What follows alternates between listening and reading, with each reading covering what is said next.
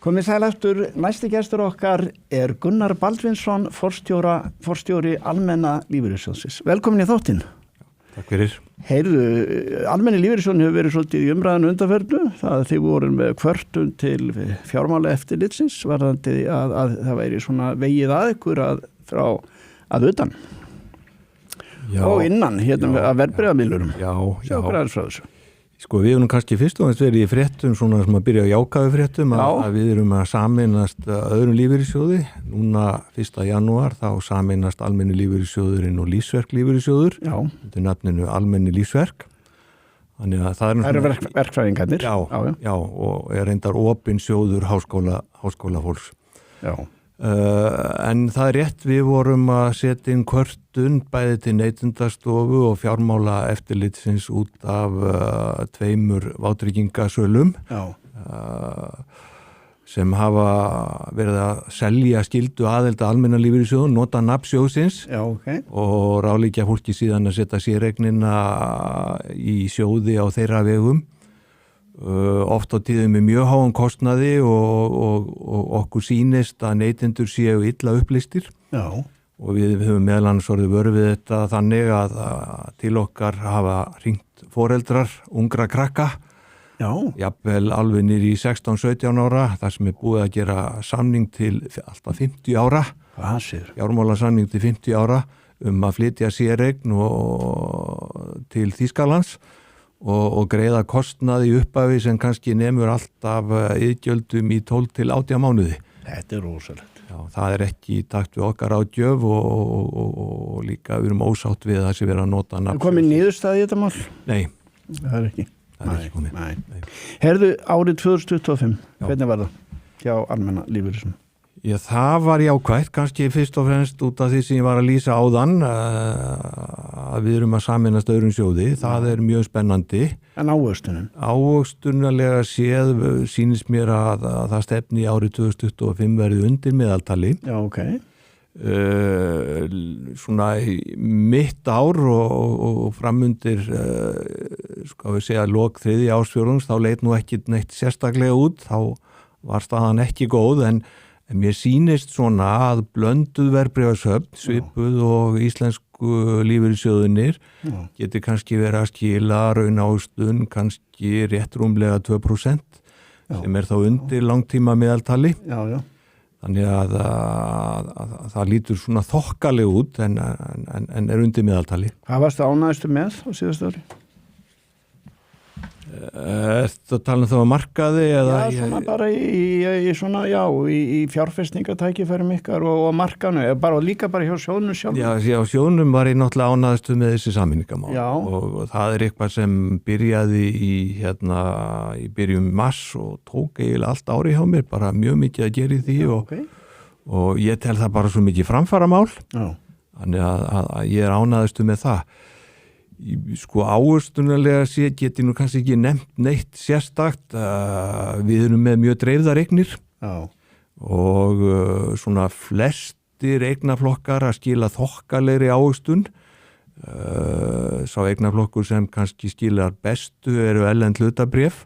Þau eru hæstu hæðu núna og hvernig er þá tækifæri núna til þess að vera að hoppa inn á og fjárfesta erlendis þegar þeir eru svona hátt uppi? Já, sko, það er ekki verulega áhætta sem fylgir því? Jú, það er það, sko, það er alltaf erfitt að tímasetja markaðinn. Ég fekk sömu spurningu fyrir 2 árum. Já. Hvort að við værum að spá í að selja erlend hlutabréf að því að verð var orðið svo hátt.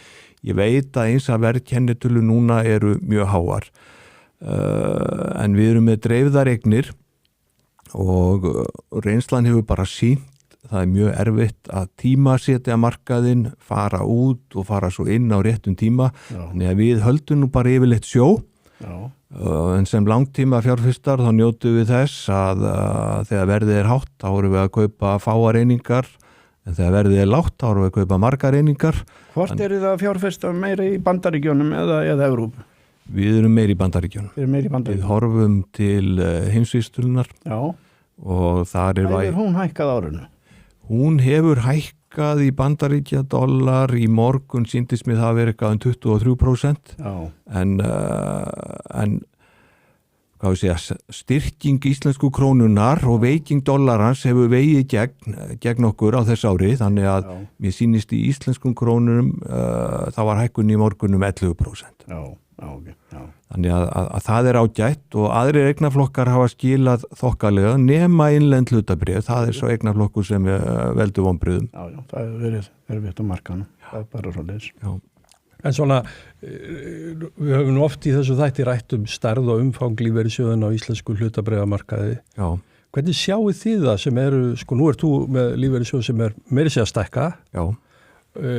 Umfang, þið eru svolítið stóri fiskar í lítilli tjörn, ef maður orðaði það. Já. Hvernig sjáið það svona almennt stefnumótun bæði fyrir ykkur sérstaklega sjóðina og bara þennan markað? Eru lífeyrissjóðir of fyrirferðarmiklir? Er það bara óhjákvæmilegt að þetta sé svona eða ættu við að finna einhverja leiði til þess að vinna betur úr þessu?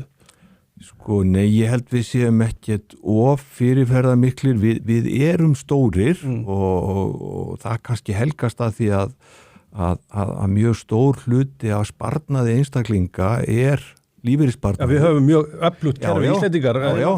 Það líka þvingaður sparnaður. Það náttúrulega frjálssparnaður auðvitað í gegnum sér.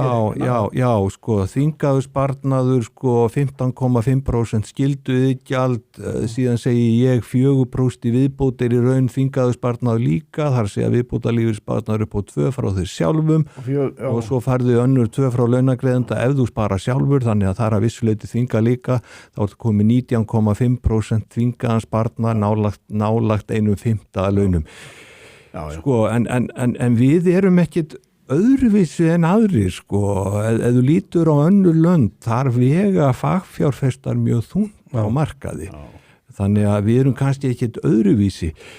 Ég get sagt bara mína persónulega skoðun út af spurningu þinni að ég hef áhyggjur af einsleitni innlendra eigna lífeyrissjóðanna og við í almenna lífeyrissjóðun höfum þar af leiðandi lagt meiri áherslu á erlendar fjárfestingar heldur en margir.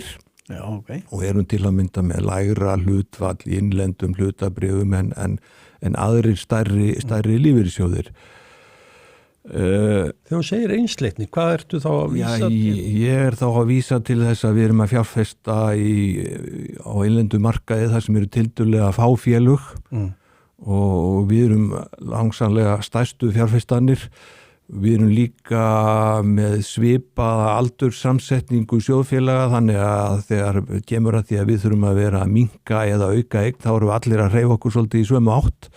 Ég hef ákveðnar ágjur af þessu, ekki stórar en ég alveg meðvitaður þetta og þess vegna hef ég allavega lagt það til í mínu lífeyrissjóði að ég vil að við séum með stærra hlutvall á erlendu markaði þar sem við getum hreyft okkur á þess að verð breytist ekki neitt. Ég ætla kannski líka að segja það að við erum bara að tala markaði hér að ég held að ég hef verið eini einstaklingur sem skrifaði og gegn því þegar skylduiðgjald í lífeyrissjóðu var hækkað úr 12 í 15,5 og vegna þess að þar með megin sparnaður flestra orðin skyldusparnaður í lífeyrissjóð og réttindi eftir 40 ári innborgun koma til með að verða mjög mikil. Ég held að þetta sé óheppilegt og líka verði til þess að veikja annan sparnað. Sé sett og mikið í raun á lífeyrissjóðuna í þessu litla kerfi með þennan háa skyldusparnað eins og þú ert að lýsa. Þessi hækkun 15,5 úr 12 í 15,5 hún byggði ekki á greiningu á sparnaðarþörf einstaklinga. Hún byggði ekki á því. Það það sem ég vildi að hefði verið gert, hvað við hefðum raunverulega þurft að leggja til. En þetta mótar allan innlenda markað svolítið mikið. Ég held að flesti vilji stuðla sparnaði, hann heilbrigður, en það kannski spurningi alltaf hvaða fyrir mikið í gegnum þessa sömu kanala, það kannski það sem þú ert að horfa til. Athyglisvert að heyra það frá lífeyrissjóðsmanni. Þú skrifaðir grein á árinu pólitískan óróa sem hefði áhrif á ávöxtun. Ég skrifaði grein pólitíska áhættu.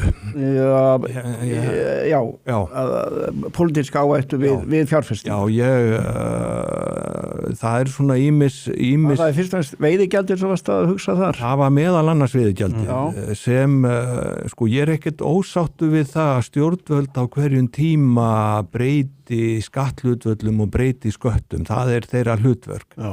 En sem fulltrúi lífeyrissjóðs sem hefur lagt áherslu á að fjárfesta í sjávarútvegsfyrirtækjum, þá var ég ósáttu við það að hækka veiðigjöldum nálægt 100%. Mér finnst það ekki vel farið með opinbert vald. Það hafði áhrif. Já, alveg klálega. Við höfum náttúrulega rætt mikið það í þættunum að hvað áhrif það hefur á þessi félög sem fjárfestingakost og þá væntalega líka hugmyndir annara félaga að koma til skráninga ef svo ber undir. Já. En í greininni var líka að vísa til svo kallar IL-máls og uppgjöri á IL-skuldabréfunum. Ég var líka ekki sáttu við hvernig stjórnvöld komið fram í því máli. Það reyndar endaði farsannlega og ég þakka lífeyrissjóðunum það frekar heldur en stjórnvöldum. Önnur grein, íslenska séreignin leggur þýska stálið. Já. Samanburður á íslenskri séreign og þýskri lífeyristryggingu. Farðu það yfir það? Skrifaði þetta í byrjun ársins? Já, ég skrifaði þetta í byrjun ársins og hluta til að því að maður hafði orðið var við það að sölumenn á vegum þessar þýsku aðila hafa farið við markaðinn og eru mjög ágengir. Já. Í greininni vildi ég benda á mismunin á lífeyristryggingu annars vegar og sparnaði í séreignasjóðum hins vegar. Já. Það öðruvísi form. Og Ísland hafði vinningi, sagði. Já, það annað, það aðeins ólík sparnaðarform og ég tel að því það svo mikil tryggingavend með skylduaðild að lífeyrissjóðum, þá það mín skoðun að fólk hafi ekki þörf á sérstakri lífeyristryggingu til viðbóta. Það vænlegra að leggja fyrir í séreignasjóði. Síðan fór ég yfir samanburð á kostnaði og þar munar verulega miklu. Já. Og síðan samanburðu ávöxtun og sýndi þar síðan 10 ára tímabil og tók dæmi þar sem það munaði alltaf 44% á uppsöfnum eigna.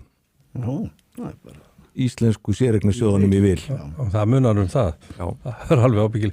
Bara kannski rétt í lokin, í framhaldi aðeins þetta svona með stærð sjóðana og þið fáið svolítið af íslenska hlutabréfamarkaðinum í fangi. Nú framundan hluthafafundur hjá Íslandsbanka. Já. Þar sem að einstaklingu sem eignar hlut upp á 0,8% í bankanum sækist eftir stjórnarformennsku. Lífeyrissjóðirnir eru náttúrulega stóri þar eins og annar staðar. Já. Hvernig nálgast þér aðkomi í slíkum málum þegar við fylgjumst með utanfrá, við erum náttúrulega fulltrúa litlu hluthafana og veltum fyrir okkur hvað farsalegast fyrir stjórn bankans. Þetta áskorun til ykkar að taka hvernig þið vinnið úr svona stöðu. Eigið þið að vera hlutlausir? Nei. Eða eigið þið að hafa áhrif? Við erum of stóri til að vera hlutlausir Þannig að við getum það ekki, en við reynum að vinna faglega. Það nú grunnurinn. Þannig að við reynum að vinna alltaf faglega.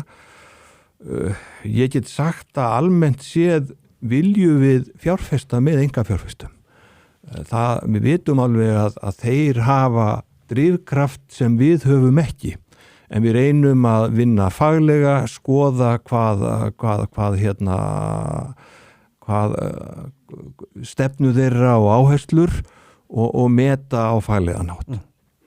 Við erum miklu talsmenn gagnsæðis og upplýsingagjafar. Finnst þér eins og í svona tilviki, finnst þér að lífeyrissjóðirnir eigi að vera opinskári hvernig þeir ákvörðið byggja það ákvörðum hvernig þeir greiða atkvæði eins og í þessu tilviki? Það var stigið stórt skref í upplýsingum á vegum lífeyrissjóða, held ég bara árinu 2018 eða 2019 og núna birta allir lífeyrissjóðir eða flestir upplýsingar afstöðu sem þeir taka á hluthafafundum. Það er hægt að fara á heimasíður og sjá það. Það var stórt skref og mikið aðhald við okkur. Hvort við eigum að ganga lengra og sína greiningar sem við gerum, það hef ég svo sem ekki hugsað út í. en það skipti máli fyrir okkur að ákvarðanir sem við tökum að þær séu vel skjalaðar, þær séu vel rýndar og byggja fagmennsku. Já, ég held það ágætt svar, en þetta mikil áskorun sem fylgir þessu. Það er það. Erum við ekki, Jón, bara búin að fara vel yfir þetta? Áramótin góð hjá þér. Hvað ætlar að gera, hverfur og gamlarskott? Ég verði heima hjá mér og borða góða mat. Ertu í flugöldunum eitthvað að ráði?